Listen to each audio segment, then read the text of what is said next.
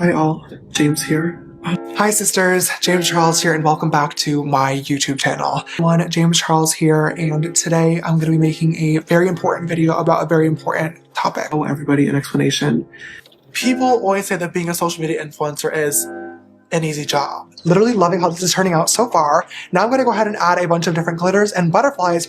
I can't take it back. I'm sorry. I really wanted to apologize to the people affected and also hold myself accountable for the role that I did play through action and change. And I'm going to change. Butterflies are the symbol of rebirth and new beginnings. I really do feel like this has been the most important time of my entire life for self-growth, reflection, and I really feel like this video today is the symbol of a new beginning. And hopefully, how does it have to say? I'm sorry. I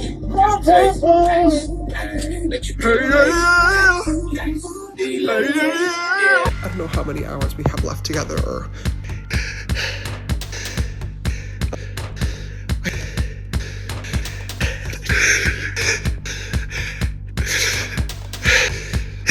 Two different people, both under the age of 18, have recently come forward saying that they had inappropriate messages with me on social media.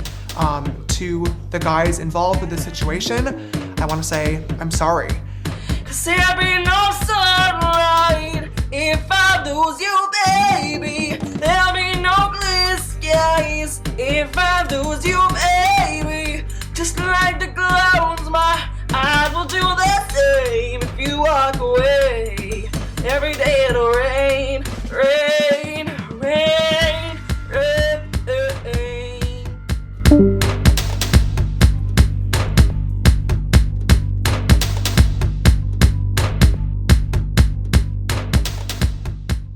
So James Charles, you know the story. Small town kid obsessed with makeup suddenly becomes the face of CoverGirl, and not metaphorically, literally the face, like in the middle of drugstores across America. One day he's doing makeup in his bedroom, and the next he's on Ellen talking about bringing his own ring lights to senior photos, which honestly, respect, because that is dedication. But the thing about becoming famous overnight is that you don't usually have time to grow up before the entire internet starts watching you. So while James was busy contouring his face into next week and also building a makeup empire as well as becoming the blueprint for every teenage beauty boy on TikTok, he was also doing what most teenage boys do, and that is making bad decisions. The only difference is we saw all of them, and it started off harmless. There were collaborations, sponsorships, the palettes, which if you're wondering, yes, people actually did fight over in Murphy like it was Black Friday and they were giving away rent money.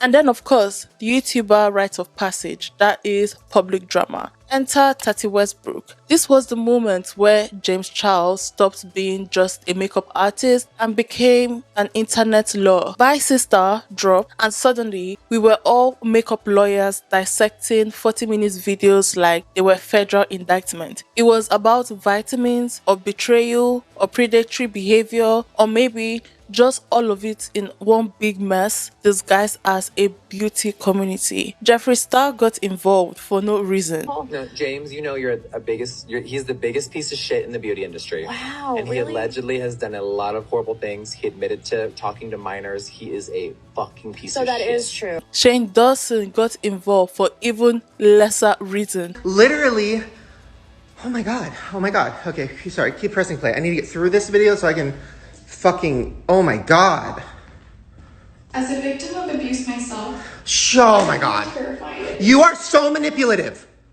to think of facing public. You're fake crying. You are fake crying. You are fake crying. That is not real. Oh my god. And before you knew it, we had a full-blown scandal that felt like a crossover episode nobody asked for. And that would have been enough, but it didn't stop there. See, The internet has this rule. Once you're famous, people are going to dig. And with James, they did. Over the years, more serious allegations started surfacing, including underage boys, inappropriate messages, and a whole lot of screenshots. His responses range from "I didn't know" to "they told me they were 18," which, yeah, is a very specific kind of excuse that the internet does not forget. What's worse is how every apology started blending into the last. Same camera angle, same somber tone, same vague accountability, and yet somehow still the same James Charles at the end of the video. Still uploading, still selling, still getting millions of views. Because here is the thing, James Charles is not just a YouTuber, he's a symptom of a platform that rewards engagement more than ethics,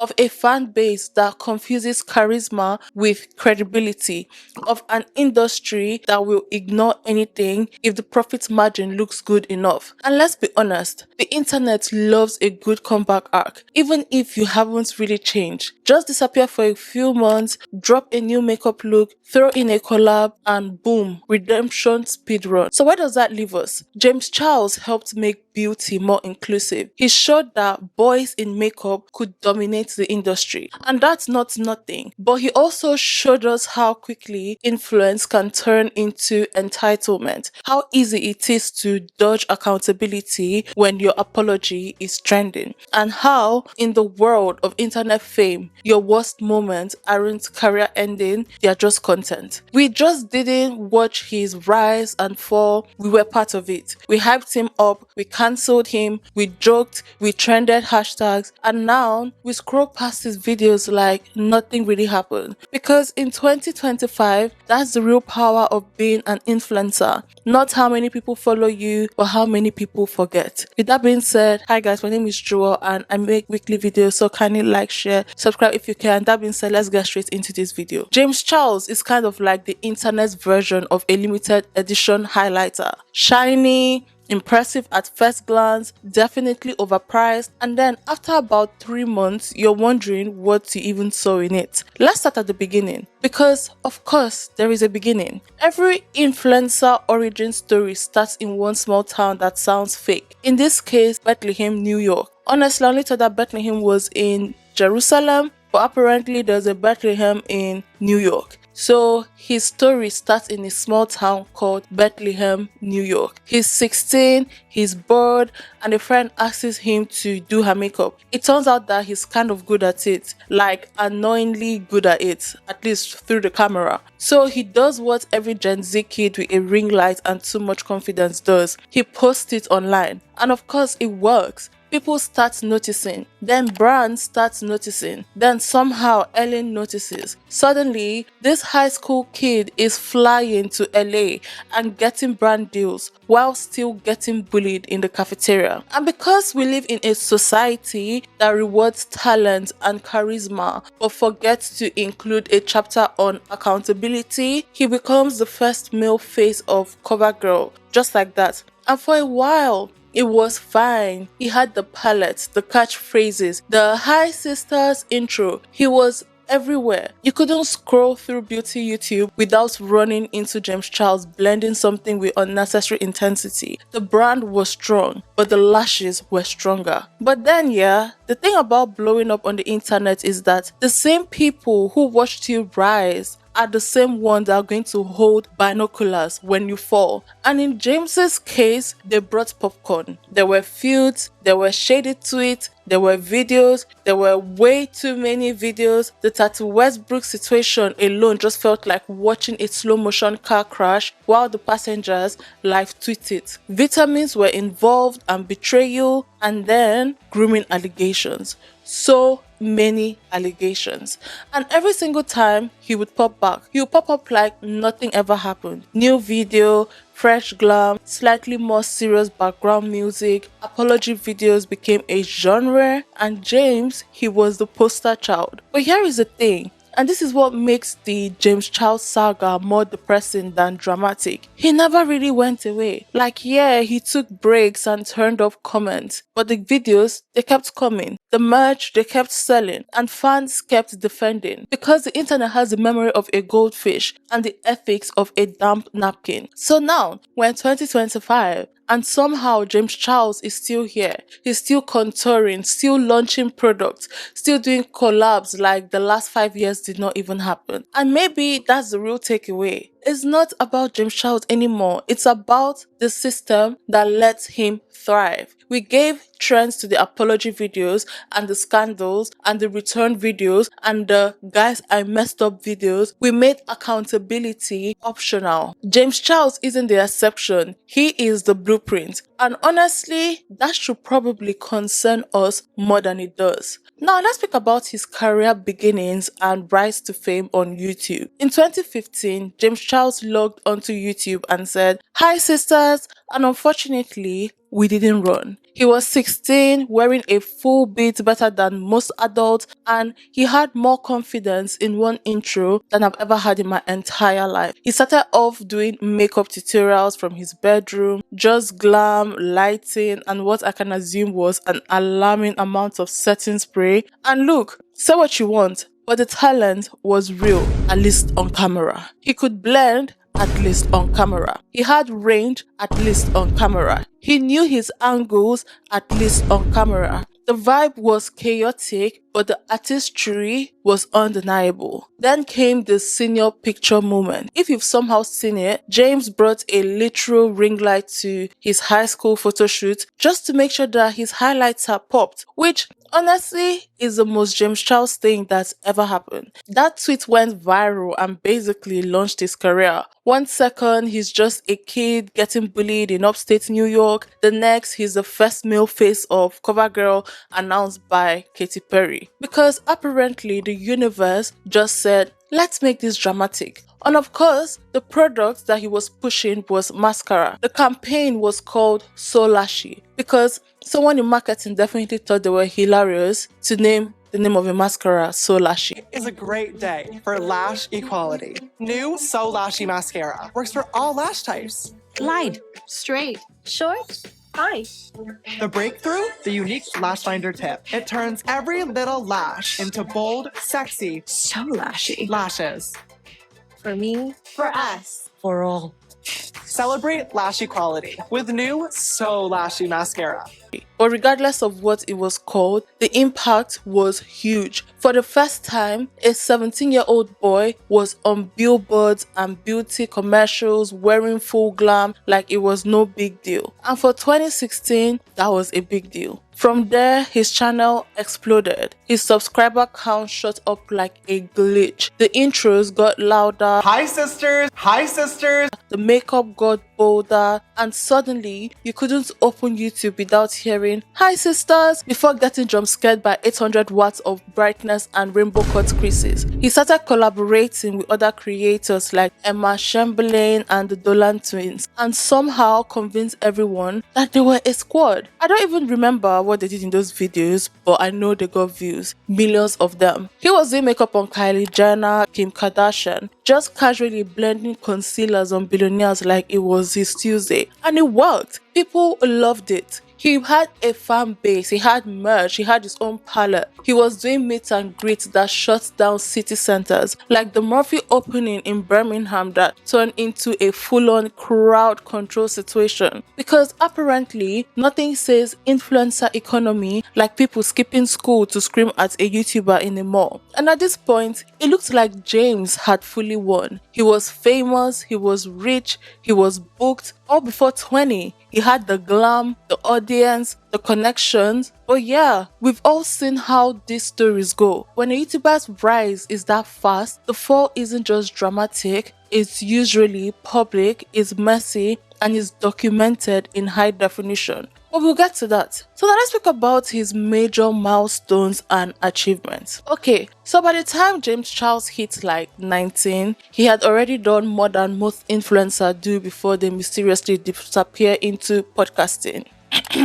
He had the YouTube clout, he had the brand deals, he had the viral moments, and yeah, he was everywhere. You couldn't scroll without seeing a rainbow shadow look and hi sisters being shouted at a pitch only dogs could actually hear. And the thing is, it was working, like really working. He got the diamond play button, 24 million subscribers, billions of views, people acting like he invented makeup, and every time someone said cancelled, he just came back with a new launch, a new collab, or a new apology video with a dramatic lighting and zero accountability. So excited to show you our first ever painted palette. And then came Murphy. He dropped Murphy x James Charles palette in 2018, 39 shades, way too many pressed pigment, a marketing tagline that sounds like it came from an 8th grader's dream board.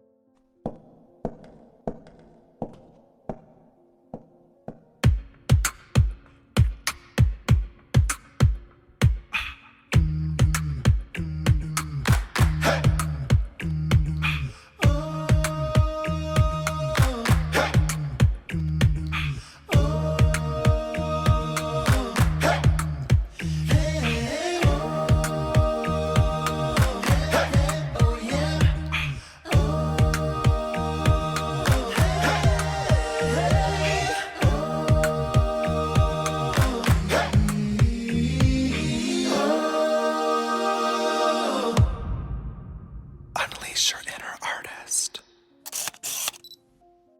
And it sold out multiple times because nothing drives makeup sales like a parasocial relationship and manufactured urgency. The beauty community treated that palette like it was a religious artifact. People were fighting in stores. You would think that the palette was going to expire in 3 days and take their self-worth with it. Then there was the sisters apparel. Because of course there was. He had fans and his fans, they had money, even if it was their parents' money. It just made sense. Hoodies with hi sisters plastered across the front like a warning sign. Tie-dye that looked like it had trauma. Entire collections made out of inside jokes that stopped being funny like 2 years ago. But you know what? It sold until it didn't. Because, surprise, surprise, in 2019, the merch mysteriously vanished after that whole thing with Tati happened and Jeffree Star's merch company just pulled the plug. Which is wild because imagine your merch getting cancelled because someone else cancelled you faster. That's influencer warfare.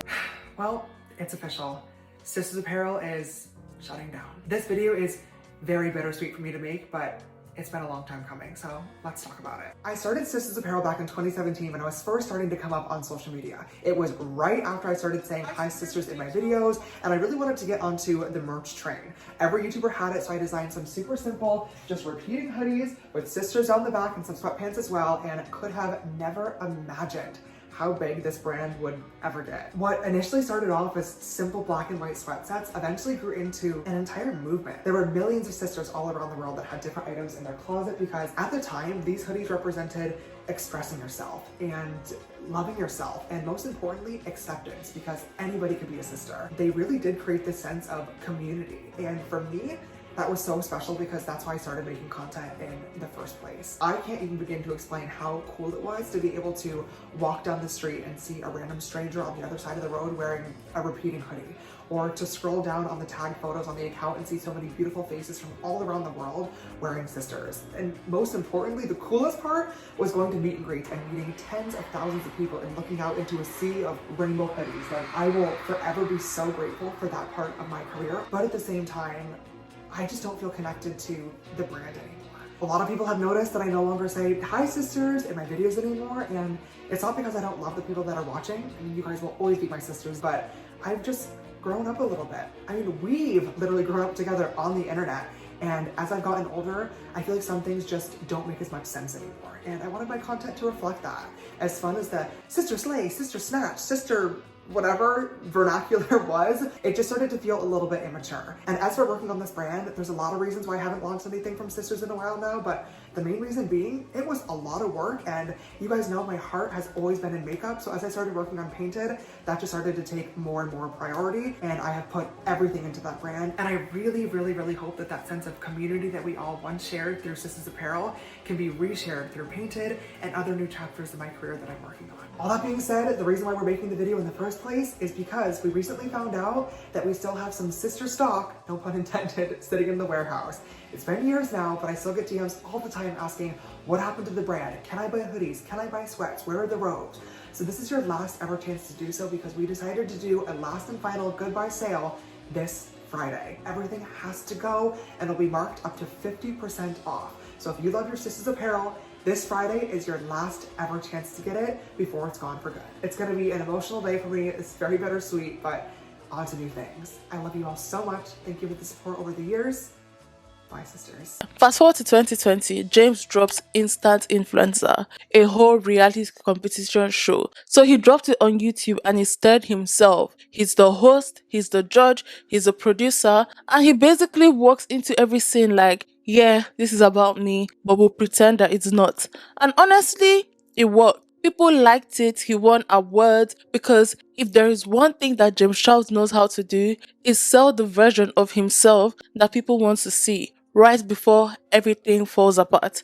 And everything always falls apart. Then in 2021, something happened, and this is where we pretend that we are shocked even though we are not. So basically, multiple grooming allegations, a bunch of screenshots, excuses, deflections. That holding myself accountable video that somehow managed to say a lot of words and take responsibility for nothing. Murphy, what did they do? They cut ties with James Charles. YouTube demonetizes him.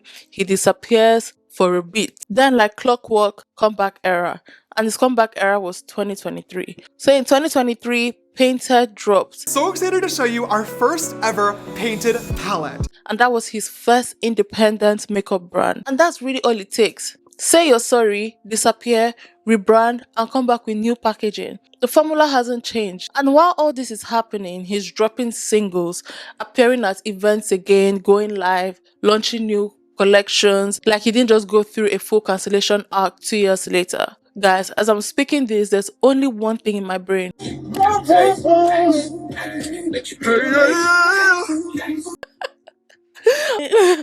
Okay, so because the internet doesn't forget, but it does get bored, and the boredom beats outrage every single time. So now, we're in 2025 and he's still here, still getting millions of views, still contouring his face like he owes him money, still being James Charles. And you can either look at it and think, wow, what a comeback. Or you can realize that being cancelled on the internet means absolutely nothing if you wait it out long enough and drop merch before your apology views dip. That's not a redemption arc, that's just marketing. So let's talk about his public controversies and online feuds. So let's talk about how James Charles managed to be both the main character and the villain of the internet in the same week multiple times. Because for someone who built an entire career of makeup and high sisters, James Charles somehow found himself at the center of one of the messiest internet scandals in YouTube history. And then he did it again 2 years later.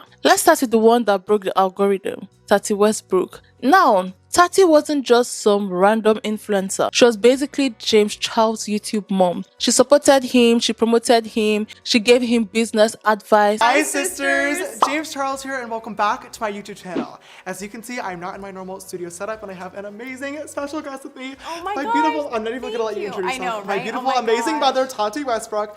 You guys, this woman literally is the woman of the makeup community, and what many of you guys do not know is that we filmed together twice. You filmed on my channel. I've been on your channel several times. You've been here in this studio. Yes.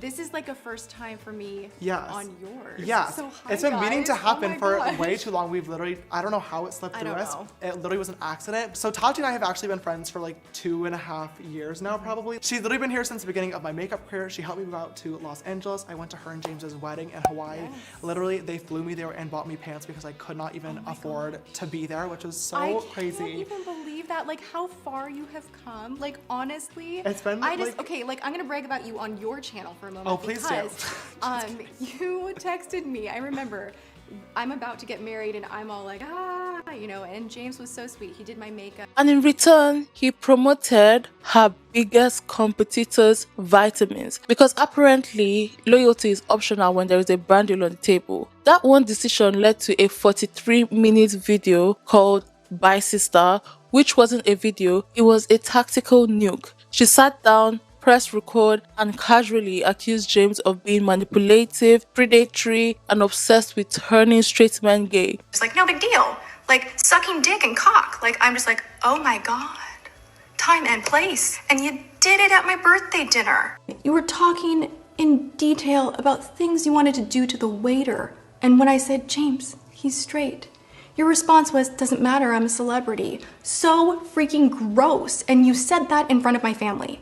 In front of my childhood friends. I had to call every one of them up the next morning and apologize on your behalf because it was so uncomfortable. It was a mix of betrayal, morality play, and low-budget costume drama all wrapped in one. And the internet lost it. Before I go on, I just want to say this. I understand what Tati Westbrook did. Yeah, what James Charles did or was accused of doing was not good, but I feel like she did it from a very malicious point of view and manipulative point of view. I'm not here to excuse what James Charles did. He's a piece of shit too, but Tati Westbrook, she only did that because James Charles advertised and promoted another person or another company's product, which, yeah, that's messed up. The last time that I accepted a brand deal at Coachella was Sugar Bear Hair.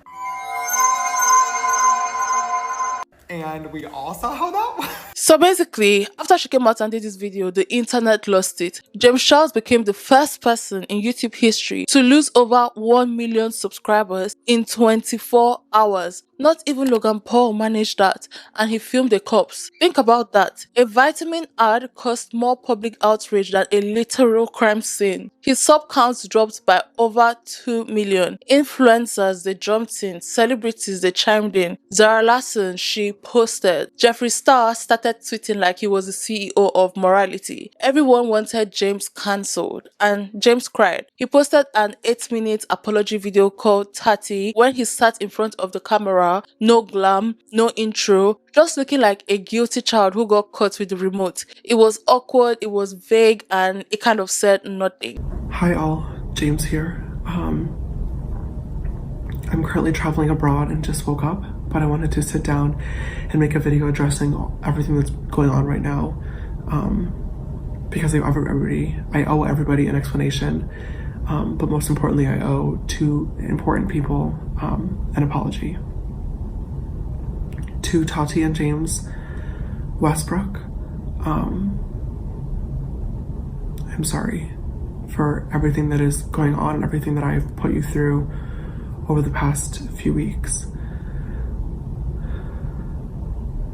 I met Tati and James almost 3 years ago now, when I was first coming into the industry and when I had no friends and nobody to talk to or look up to. And Tati very quickly took on a parental role with me because she knew my parents were across the country. And over the past few years of knowing her family, her and her husband have given me so much love and advice and opportunities and a place to stay and a shoulder to cry on at 3 a.m. and support when nobody else would or wanted to. And I'm so disappointed in myself that I ruined a relationship that did mean so much to me, even if I didn't do the best job of showing it all the time. And throughout all of this, what sucks the most is that I know there's nothing I can say or do to ever earn that friendship or trust back. But I don't blame them for it.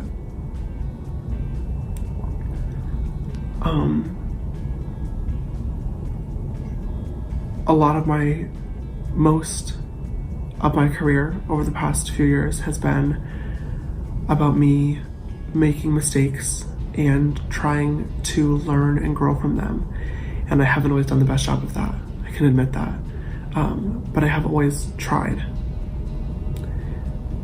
Because I know there's a lot of people watching me, and that a lot of people look up to me as a role model. And I hate knowing that I disappointed not only them, but most importantly, two people that have been role models to me doing this. I wish that I could say this is the last time that I would make a mistake, but it won't be. I know that'll disappoint people more and more as I continue to learn and grow every single day. I have a long way to go. Very long way to go. The like to dislike ratio just looked like a whole horror film. People memed it into oblivion.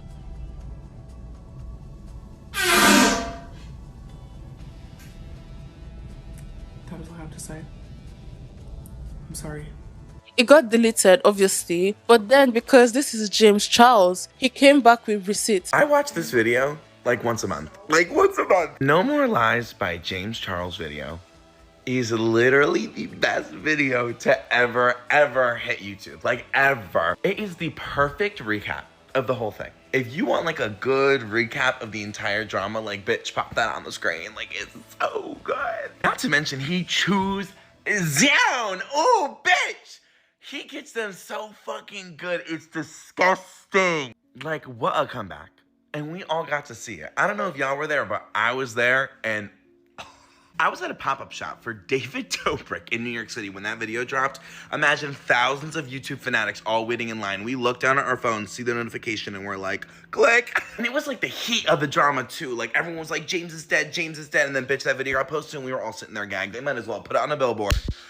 We were sad. Why is it okay for Zara Larsson, a woman with a public platform, to tweet these photos of a shirtless man and say, who are you, where do you live, how old are you, why are you so fine, how do you like your eggs cooked in the morning? But for me as a gay man to DM the same person in private with a simple compliment is predatory. These stereotypes around gay men had been and continue to be very, very harmful to the community and have been historically used to villainize gay men in society. In my own opinion, all these people, they were jealous of James Charles. All of a sudden, Jeffree Star is coming like he's one morality police to do what? To cancel James Charles furthermore. Why didn't he come out before all this? A week later, James Charles posted a 41-minute video called No More Lies, which was basically a PowerPoint with eyeshadow. He sat there, he calmly debunked every major accusation. He showed texts, he showed DMs, he explained things, he claimed that he never manipulated anyone's sexuality and that the entire situation had been taken out of context. And people kind of believed him. Just like that, the narrative flipped. I watch this video like once a month. No More Lies by James Charles video is literally the best video to ever hit YouTube. Like, ever. It is the perfect recap of the whole thing. If you want like a good recap of the entire drama, like, bitch, pop that on the screen. Like, it's so good. Not to mention, he chews down. Oh, bitch! He gets them so fucking good. It's disgusting. Like, what a comeback. And we all got to see it. I don't know if y'all were there, but I was there, and I was at a pop-up shop for David Dobrik in New York City when that video dropped. Imagine thousands of YouTube fanatics all waiting in line. We look down at our phones, see the notification, and we're like, click. And it was like the heat of the drama too. Like, everyone was like, James is dead, James is dead. And then, bitch, that video got posted and we were all sitting there gagged. They might as well put it on a billboard. We were sad. Why is it okay for Zara Larsson, a woman with a public platform, to tweet these photos of a shirtless man and say, who are you, where do you live, how old are you, why are you so fine, how do you like your eggs cooked in the morning? But for me as a gay man to DM the same person in private with a simple compliment is predatory. These stereotypes around gay men had been and continue to be very, very harmful to the community and have been historically used to villainize gay men in society. Suddenly, it wasn't James is a predator. It was Tati was overdramatic, and people started side-eyeing Jeffree Star and Shane Dawson for their roles behind the scene. But you know what? Obviously, there's a video of James Charles that he said by himself that he likes straight boys, so... Pick up a straight guy that went to another school that I knew was on the DL to hook up with him. You have an issue with straight boys. I do. You need to work it out. I'm working on it, girl. You have to be able to find a masculine gay guy. I mean, there are a million of them, but there's no challenge in that. That's never gonna end in a relationship. Well, not with that attitude, it won't. If you could give me one piece of advice you think that would help to find me a man, what would it be? I don't think you should have a problem. I think you're confident. I think you're talented. I think You're successful, you're young. Yeah, you're attractive. You know how to dress yourself. If anything, you're just looking in the wrong places. Like, maybe stop looking at the straight guy. Obviously, then people believe, because honestly, I can remember when all this played out in real time. I'm one of those people that used to watch James Charles and Jeffree Star's video, like, hands down. I didn't know that Jeffree Star had a history of calling black men the N-word and a history of racism.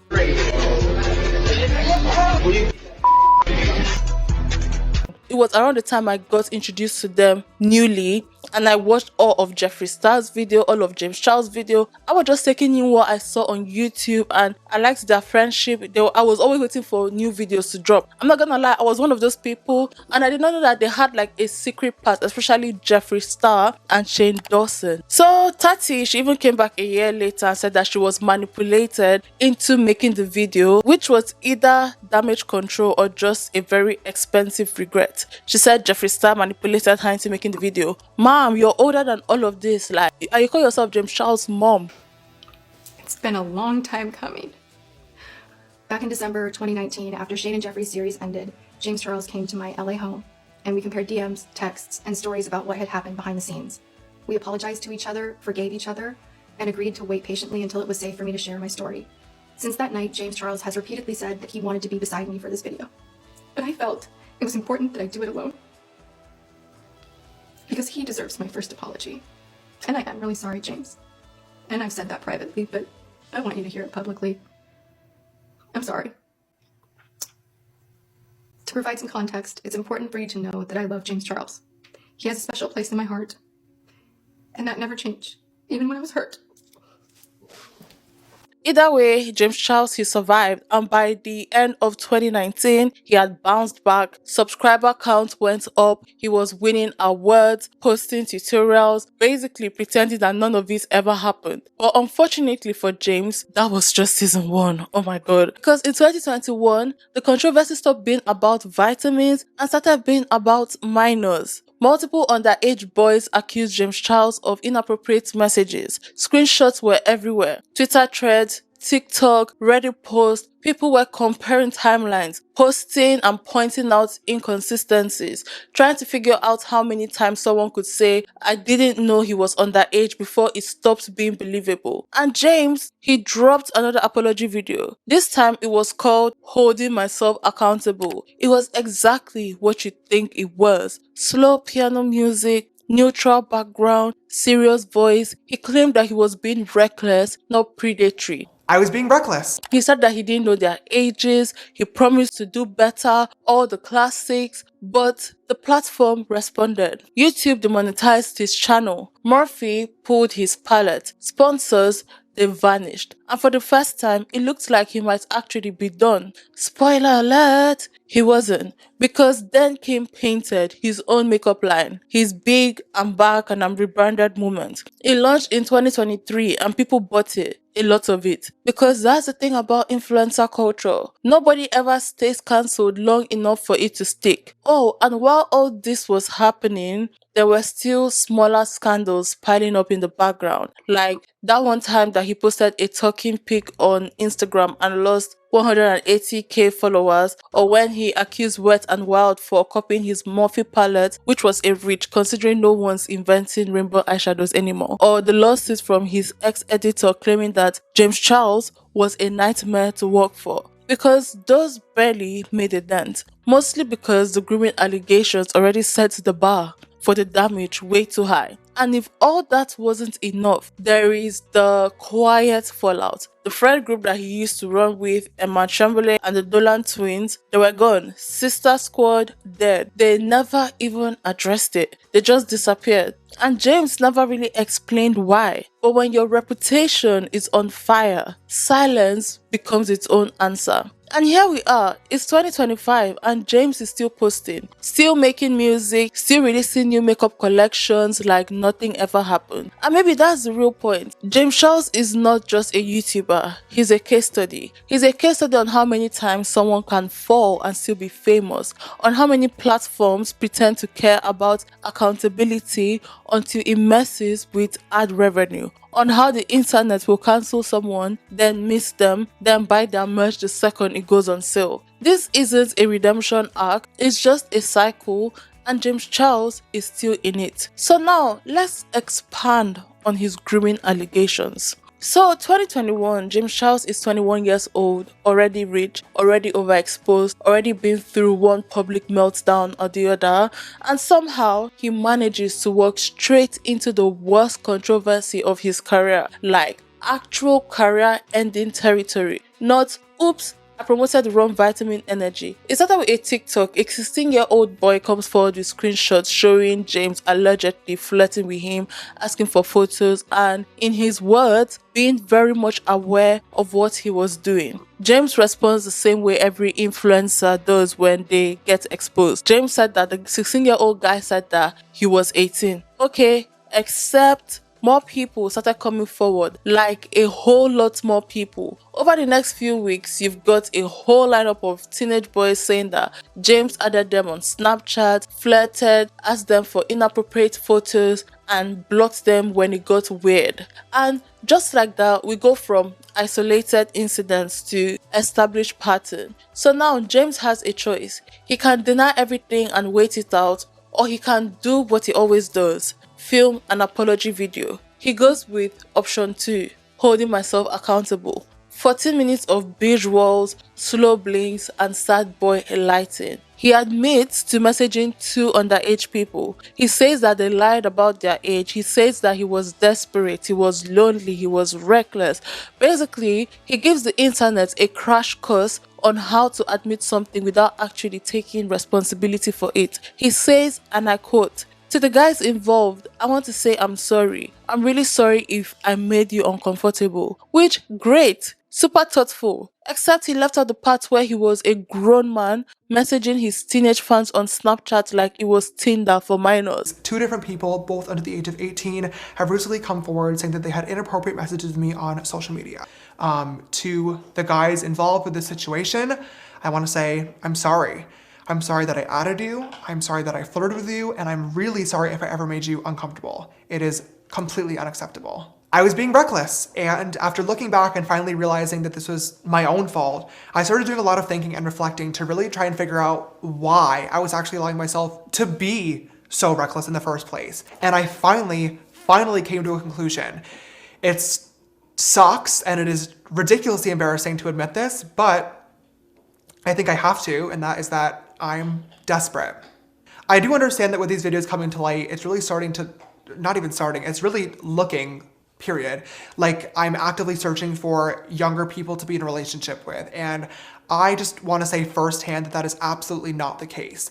My hope has always been to be in a relationship with somebody around my age or older that I can relate to and that can make me laugh. And unfortunately, I've not been able to find that person yet, but the idea of actually being in a relationship became so important to me that I was willing to trust too quickly, miss out on red flags, and most importantly, not take the precautionary measures that really anybody, but especially somebody with a public platform, should be taking before talking to anybody. And there's no excuse for that. The video does what it's supposed to do: make him look mature, calms a few fans down, and buys him enough time to disappear quietly for a few months while the algorithm forgets. But the damage was real. Murphy, like I said, dropped him, YouTube demonetized his channel, brands stopped calling him, and for once, it seems like consequences were actually happening until they weren't. Because a few months later, surprise, surprise,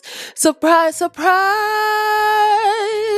he's back. New thumbnails, new content, new strategy, less talking, more makeup, and eventually more product launches. Because if there's one thing the internet loves more than justice, it's a rebrand. He does an interview, says that he was going through it, talks about how depressed he was, says he considered suicide, brings up family issues. And I'm not saying those things aren't real, but the timing, yeah, they suspiciously aligned with a comeback arc. One of the original accusers admits that he did lie about his age, which James holds up like a golden ticket. Like that alone clears him of everything, as if the other 10 plus accusations evaporated because one person backtracked. Let's be honest, if it happened once, you could maybe call it a mistake. Twice, maybe, but when you've got a list of underage fans longer than your latest eyeshadow collection, it's not about them lying. It's about you not caring. And yeah, people moved on. His numbers, they recovered. Fans came back. The comments got nicer. But that doesn't erase what happened. It doesn't change the fact that for a while, James Charles was treating Snapchat like a dating app for people who couldn't legally drive.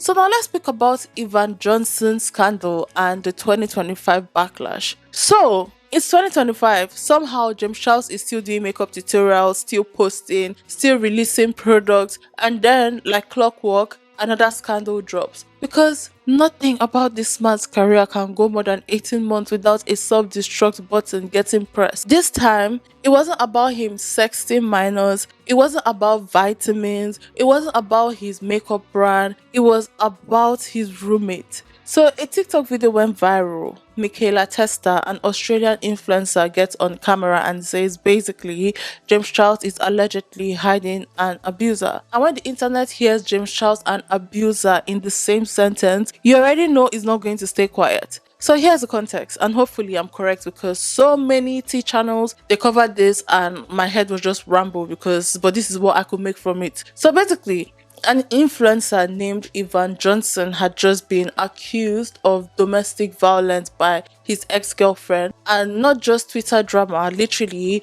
actual police, actual arrests, actual allegations. So while that was happening, rumors started flying that James Charles was housing Evan, as in James Charles was letting him crash at his place after the abuse allegations were public. Oh, and maybe dating him too. Naturally, it's TikTok they spiral, drama accounts they latch onto it. Former friends of Evan, including one named Zach Sellers, hop on podcasts and say, yeah, James Charles let him stay with him and yeah, they hooked up. At that point, it's not just a bad look, it's a do you ever learn level of bad. James Charles starts bleeding TikTok followers. Like 700,000 people unfollowed him in a few days. That's almost 1 million people deciding that they finally had enough with James Charles. And the wildest part, this wasn't even the first time that people cancelled James. It was just the first time they didn't feel like pretending that they were shocked. If you currently follow James Charles, you are an enabler of domestic violence, and I'm going to tell you why.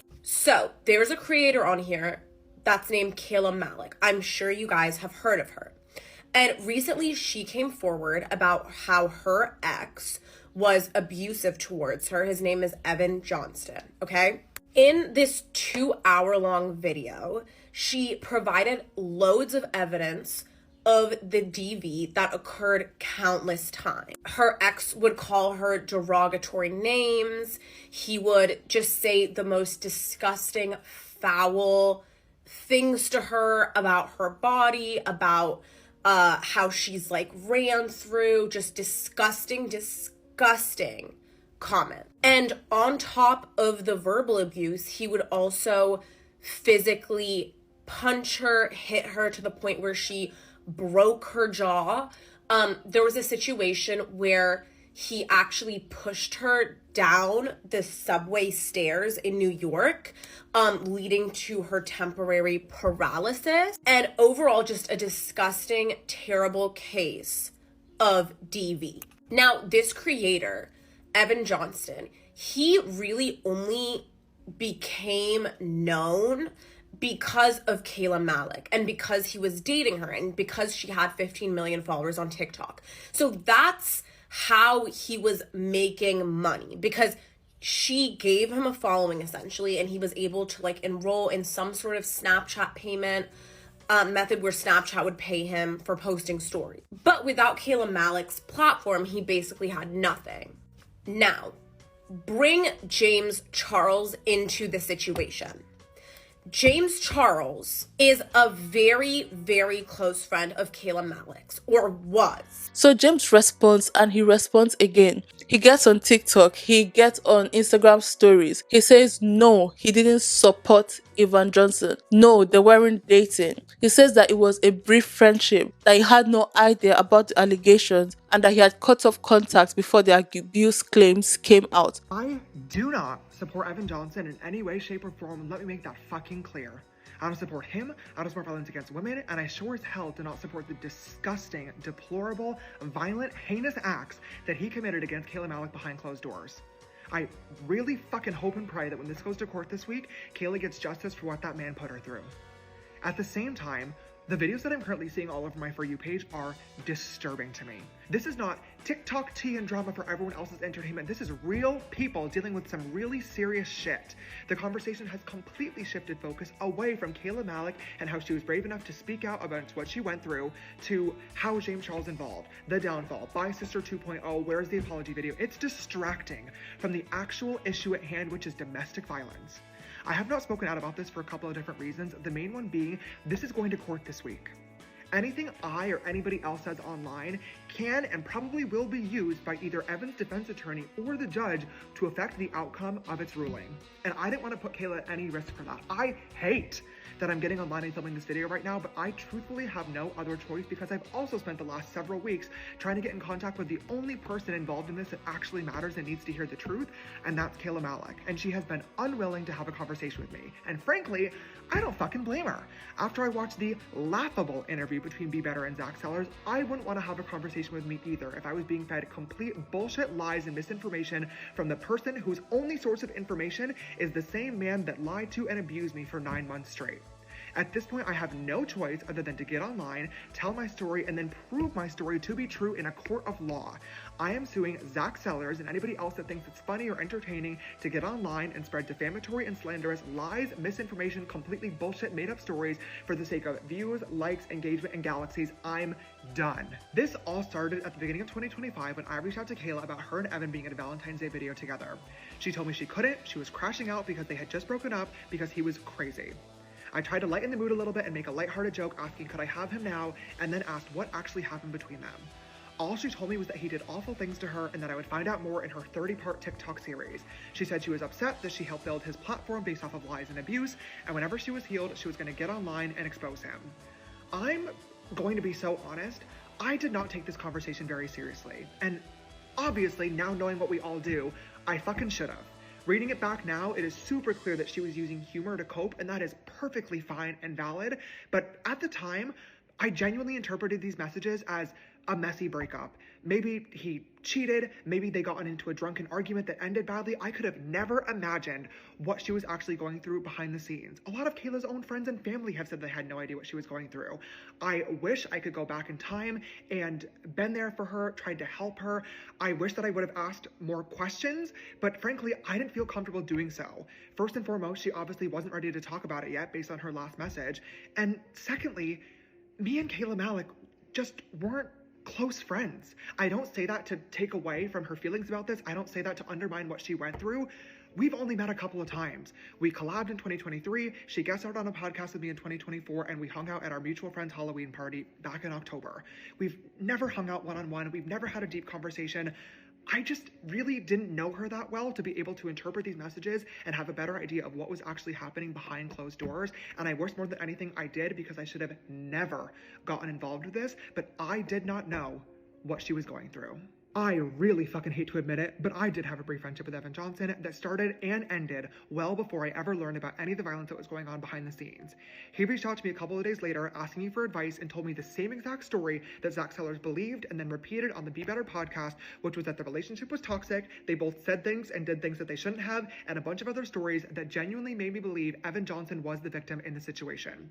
He told me that he moved back to Nashville to go to church and get therapy and try to become a better man, and he seemed vulnerable. He seemed real, and he seemed scared that Kayla was going to get online and start telling lies about him. And he knew exactly what to say to relate it back to a situation that I was in that made me have sympathy for him and be on his side. I feel so fucking dumb for ever believing him, but when I was in a similar situation, all I cared about was anybody treating me like a human being and hearing me out and being there for him, so that's what I tried to provide. We became closer, we would start FaceTiming, he was very suicidal and depressed, and eventually he told me that he wanted to come out to LA to escape and get his mind off of things for a weekend, so I invited him out. All we did was sit on the couch, order food, watch movies, but over the course of the weekend, I slowly started to notice that some of his stories were not exactly lining up. There were inconsistencies, and I started to get worried that I might be on the wrong side of things, and that was confirmed as soon as Kayla noticed that he was at my house and I had to lie to her. I didn't know what to do. I realized then that I was in the middle of a very fucking messy situation that I should have never gotten involved with in the first place, but this man was staying with me and I didn't know how to get out of it. Later on that night, I told Evan straight up I was uncomfortable, I was upset that I had to lie to her, and that we could not hang out any further. He respected that, and the next morning, he flew home. As soon as Evan left LA, I immediately started making myself unavailable to him because I recognized that he was not the man he was telling me he was. But it wasn't until a month later, when Kayla uploaded her video, He Doesn't Love You, that I actually got to sit and watch how much of a monster he is. My jaw was on the floor for all 2 hours of that video. I could not believe what I was watching and seeing. The horrendous verbal abuse, the violent physical abuse. I was shocked. I was ashamed for not taking me and Kayla's conversation more seriously. I was embarrassed for ever believing that man's lies and manipulation. And I was angry with myself that I ever allowed that man into my home. It was horrifying, and I'm so proud of Kayla for being able to speak up. A couple of days later, I started getting messages on Instagram from Zach Sellers, Evan's best friend, basically warning me that Evan had lied to both of us and telling me that I should cut him off.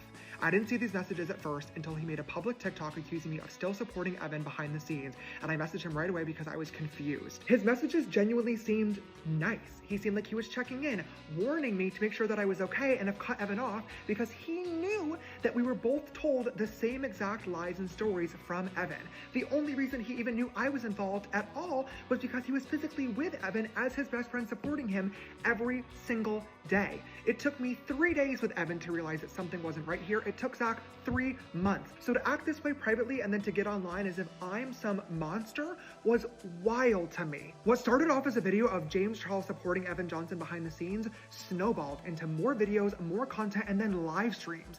Every single night, Zach has been live asking for galaxies in exchange for showing more receipts. He's been asking his followers for their cities and locations so he can go on tour with Kayla after this is all over with.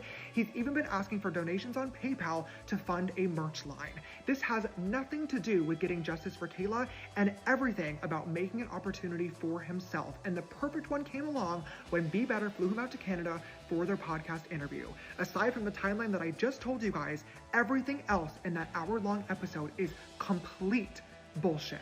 To start rumors about somebody online is one thing. Unfortunately, I know that that comes with the job, but to publicly accuse them of prostitution is ridiculous. There is no proof, no evidence of any of the ridiculous claims that Zach is making because they did not happen, which is why I have no choice other than to take legal action. But before I do that, I want to quickly take a second and clear the air on some things that have really set me over the edge. First and foremost, Evan Johnson and I did not in any way, shape, or form have a physically sexual relationship. We did not have sex while he was here, and I did not, under any circumstances, pay Evan Johnson for sexual favors. Not in person, and certainly not online through a secret OF account where I'm apparently funding his entire life. That is absurd. Not that it's anybody's business, but I do have an OF account. I'm a grown adult. I barely use it, but Zach, if you would like to see, I will gladly send you a screenshot of my transaction history. I have nothing to hide, and I have not sent Evan Johnson $1 single. Zach claims to know all this information to be true because he pressured Evan into getting drunk and telling him what happened on the trip. I don't know if Evan lied to him to make the trip seem more fun and exciting, or if Zachy literally just made this up for funsies. I would like to believe that that isn't the case and that he was manipulated in this situation as well, but he claims to have seen a video on Evan's phone of him having sex with me. Zach, post it.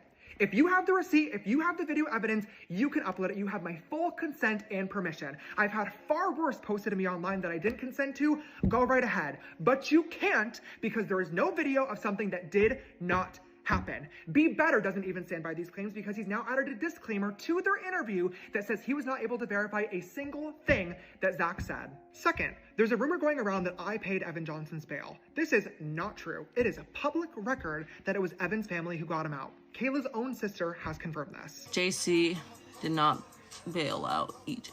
I know who did, and I cannot say anything. Third, there's a new narrative started by Be Better that I am trying to silence anybody that talks about this issue.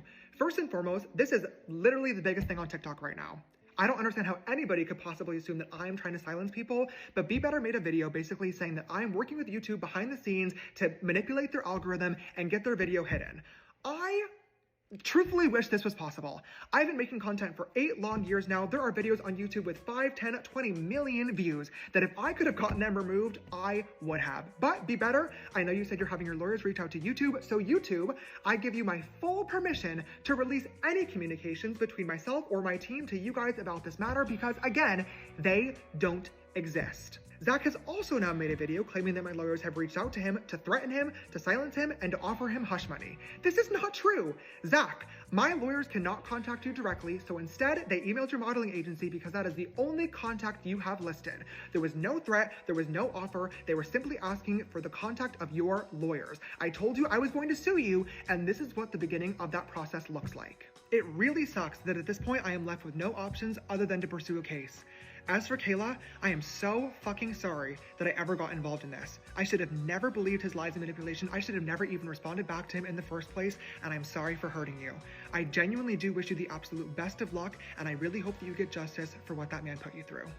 Which, even if it's true, it doesn't explain why your name keeps popping up in these situations to even begin with. Then he takes it a step further. He says that he's suing Zach Sellers for defamation, which, okay, go for it. And also, maybe try not to always get yourself involved with people who need legal disclaimers next time. The whole thing, it lasted a couple of weeks. Like, his YouTube numbers, they didn't really drop, but TikTok, they stabilized eventually. And James, like always, he went back to posting makeup tutorials like none of it ever happened. But here's the difference. By 2025, people weren't mad. They were just tired. Like, this wasn't shocking. It wasn't devastating. It was just something that was expected. The pattern is so obvious. And at this point, the reaction wasn't outrage. It was, oh my God, again? Oh my God. You know that soundbite? Oh my God. It was like, everyone was like, oh my God, again. Even Lovely T even spoke about it. It was like, oh my God, white people drama. Literally, because even if James Charles wasn't directly involved in Evan's abuse case, the timing, the silence, the fact that once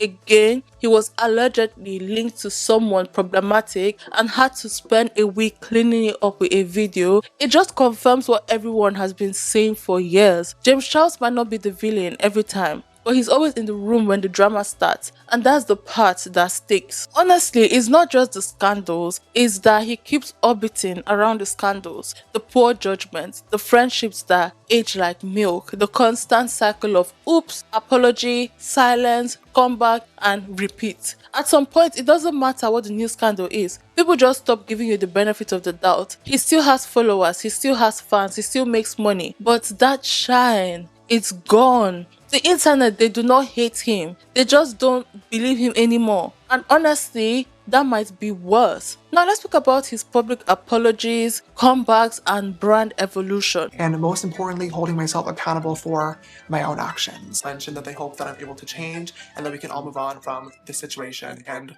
trust me, I agree. I felt as though it was really, really important for me to actually hold myself accountable and take a major step away and do a lot of work behind the scenes until I was ready to come back. But I filmed this several times now, and as time keeps going on, more and more things keep coming out into the public and more people are speaking on the situation. And within the past couple of weeks, similar accusations are being made again, and I think it's very important that I get on camera and talk to you guys honestly about what is going on. I have never and would never and will never use my fame, money, or power to manipulate or get any sexual act. At this point, James Charles doesn't have a scandal response strategy. He has a playbook. Every time something goes wrong, and with James, that's very often, can set a timer and wait for these exact 3 same steps. 1. Emotional apology. 2. A social media break. 3. A brand new project to distract you from the last one. And somehow it works, or at least it works just enough to keep him from disappearing completely. Let's start with the apologies. They become part of James Charles's package. Just like fake freckles and cut creases, there is always a sad video with low lighting and a title that sounds like a TED talk that nobody ever asked for. The first one, Tati. It was bad, like historically bad. Crocodile tears, vague statements, no receipts. But after that, he adjusted. No more lies. That was the cleaner. It was more calculated, actual screenshots, more here is the truth than please stop yelling at me. By the time we got to holding myself accountable in 2021, the tone had shifted. Now, he wasn't just denying, he was admitting, saying that it was unacceptable, acknowledging harm, which would have been a great first apology, but by that point, we were on apology number 3. And that changes the context because it stops being about growth and starts looking more like a performance. Then there is the hiatus phase because James loves a good disappearance. And when he's back, tea spill, every channel will be like James Charles is back. After every scandal, he logs off. No Instagram stories, no tweets, no weekly uploads. He just vanishes. And while he's gone, his followers, they cool off, drama channels move on, and everyone forgets just enough of him for him to slide back in quietly later. He will say he took time to reflect, maybe mention a therapist, maybe mention family. The goal isn't to solve anything, it's just to hit pause until the next launch. And of course, there's always a comeback because James Charles doesn't just post a return video. He comes back with a rollout, new collabs, new product launches, new thumbnails. After Tati, he launched a mini palette. After the grooming scandal, he posted an open conversation where he did someone's makeup mid-apology because nothing says healing like a bold lip and controlled lighting. He leans into content, makeup transformations, TikTok trends, tutorials that remind you, oh right, he is really good at this. He even pivoted to doing makeup on random strangers because nothing distracts from controversies like parasocial wholesomeness. And that newer audience on TikTok, they don't even remember the older scandals or they were literally too young to care. Which, let's be honest, is part of the plan. Then there is the rebrand. In 2023, he drops Painted, a full-on makeup brand, not just influencer collabs, but a look at me now, I'm a real business now moment. Vegan, cruelty-free, packaged like acrylic paint for your face. Suddenly, we're not just talking about scandals, we're talking about versatility, about artistry, about pigment payoff. He wants to shift the conversation from James the problematic YouTuber to James the CEO, from scandal to skill, and for a while it will work. And after that, another scandal, honestly. Then comes 2024, he drops music. I remember the first time that I listened to his music, I was in the kitchen cooking for the week and somebody spoke about his music. I can't remember the person. The person spoke about his music, was giving a review on his music. Then after that, I decided to watch the music. So 2024, he drops music because of course he does. Now, he's not just doing eyeshadow, he's doing vocals, music videos, vague lyrics about breakup, more reinvention, more narrative. And by the time the next drama hits, he's already dropped an EP. See the cycle? Can you see the cycle? But it's not just about project, he's also changed how he acts, or at least how he appears. After the 2021 allegation, he said that he's done messaging fans, says that he's adding age verification, says that he's more careful now, he tones down the test traps, he starts dressing more like a professional makeup artist and less like a shirtless Snapchat ad. His content gets cleaner, less bait, less chaos, more safe for sponsors. It's controlled, it's strategic, and it works just enough. But here is the thing, it doesn't erase anything. Because every time James Charles tries to move on, there is another reason to stay. Didn't he just get out of a scandal? His comebacks, they don't feel triumphant. They feel familiar, like we've been there before. Because we have some people who still defend him. They say he's grown now. They say he deserves a second chance, even though we're well into the 5th chance territory by now. Others are just done. Others are not mad. Others are just tired because it's always something. James Charles didn't survive cancellation. He just kept talking until people got bored. And honestly, that's how most of them do it. Conclusion. So yeah, James Charles went from doing makeup in his bedroom to being the face of a global brand. He made history, he broke barriers, he built a business, all before he could legally drink. And that's very impressionable. And for a while, it felt like he was unstoppable. But then came the scandals, one after another: public feuds, grooming allegations, lawsuits, shady friendships, apology videos stacked like a playlist. And somehow, every time that he bounced back, not because he changed, but because the internet forgets faster than it forgives. And now, he's still here. He's still making content. He's still dropping products. Still pretending like every comeback is a fresh start and not just another rerun. He says it's about growth, and maybe it is, or maybe it's just about waiting long enough for the next trend to cover up the last mess. At this point, it's hard to tell, but whatever, or whether you think he's talented, manipulative, misunderstood, or just unlucky, James Charles is the blueprint. Not for beauty, but for survival. For how to fall flat in front of millions of people and still sell them a makeup brush right after. The story is not over, but honestly, we've seen enough to know how it goes. And it's not a redemption arc either. It's a loop, and he's still in it. So guys, that brings us to the end of this video. Thank you so much. If you reached the end, kindly like, share, subscribe if you care. Thank you so much. I really do appreciate each and every one of you. Thank you for clicking my videos. Please share this video if you care. And yeah, till next time, bye.